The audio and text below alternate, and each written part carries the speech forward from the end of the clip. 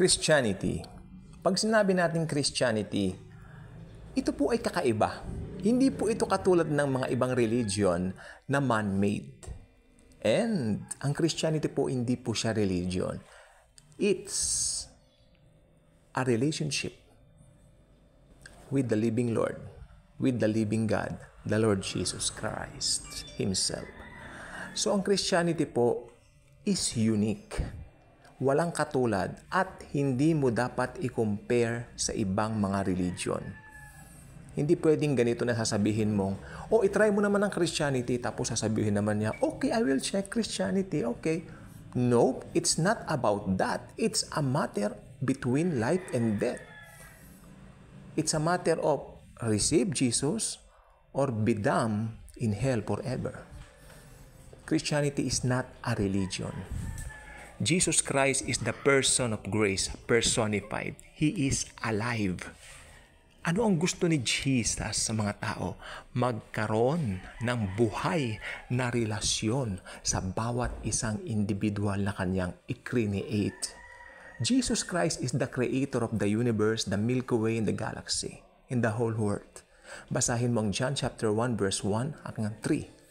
At verse 14, nagkatawang taong salita at nakipamayan sa atin, sa ating planeta. So ang Panginoong Hesukristo, gusto niya as much as possible, doon sa ma-create niya, magkaroon siya ng relationship na buhay. So ang ginawa ni Satanas, tinakpan niya ang mata ng mga unbelievers tulad na nakasulat sa unang Korinto, Kabanata 1, especially doon sa versikulo 18, na tinakpan niya ang mata ng mga unbelievers. Pero sa ating mga mananampalataya, this is the power of the cross. This is the power of God. The cross of Jesus is the power, the very power of God working within us na pinananahanan ng banal na Espiritu Santo ng Panginoong Hesukristo. Kaya, para po sa akin, ang Christianity life is a life of thanksgiving. Sapagkat pag nare-realize ko po, Panginoon, salamat po. Nai-imagine mo ang buhay mo kung wala si Kristo sa buhay mo, hindi ba? Parang disaster lagi.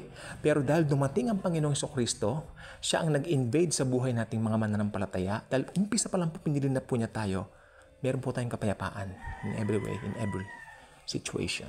Kahit ano pang itapon ni Satanas sa mga ways natin, alam natin, Jesus is totally in control. He loved us at iproprotect niya tayo laban sa kaaway, si Satanas.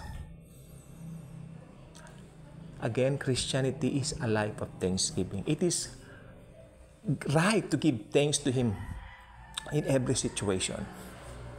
Yung iba, magpapasalamat ako pag okay ang lahat. Nope. Kay okay, kay hindi, give thanks to Jesus.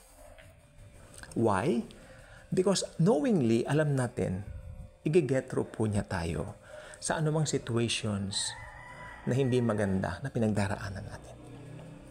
Alam ko pong sinasabi ko, I've been through a lot sa buhay. Especially dealing sa ibang mga tao. Nakakatawa nga po may mga taong nare-realize mo na, sa pagtagal ng panahon, ito pala mga taong ito ay gusto ka lang pala kapag ka merong material na pakinabang sa'yo. Pero despite of that, nare-realize ko, nagpapasalamat ako kasi Lord, ipinakita mo sa akin yung kulay ng mga taong yan. Marami po ng loko sa family namin, especially sa daddy kong namayapa. Pero ang lesson po rito ay ipinapakita, minumulat tayo ng Panginoon doon sa mga bagay na yan na dapat din maging lesson na po sa atin. Kaya Christianity in whatever areas ng buhay na kahit ano pa yan, it's a life of thanksgiving. Always give thanks because Jesus is good. Kaya kung hindi ka pa nakasubscribe sa ating channel, I invite you to do so. Click the notification bell, share this video, share the wonderful love of Jesus. Kung wala kang katiyakan sa iyong kaligtasan, I suggest receive Jesus now. Tomorrow may be too late. Do you want to pray a simple prayer with me to receive the Savior, the Lord Jesus Christ? Come on. If you wish to, I will pray for you. Father God in heaven, I know that I am a sinner at wala pong nananatiling maganda o mabuti sa aking pagkatao. pero isinugo mo ang nag-iisa mong anak, ang Diyos ng mga Diyos, ang may Panginoong Kristo na matay sa krus ng Kalbaryo para tubusin at bayaran ang aming kasalanan. Panginoong Jesus, marami pong salamat na matay po kayo sa krus. Ibinigay po ninyo ng kusa ang inyong buhay para bayaran ang kasalanan ng sanlibutan, particular ang kasalanan ko, Panginoon. Marami pong salamat, Lord Jesus. Banal na Espiritu Santo, alam ko, ako po ay tinatakan mo na po ng seal of ownership. Simula ngayon, ako po ay may buhay na walang hanggan dahil sa dugo ng Panginoong Kristo na nabubuhos sa krus ng Kalbaryo. God the Father, God the Son, God the Holy Spirit, I invite you into my life in the name of Jesus. Be the driver and the pilot of my life from now on. Thank you, Jesus. Thank you, Jesus. Amen.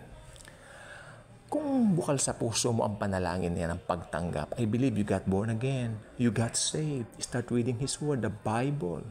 Lumago ka, mag-share ka ng good news, start your own YouTube channel, at i-share mo ang kagandahang loob ng Panginoong Heso Kristo. Maraming pong salamat sa inyong lahat. And Jesus truly loves us all.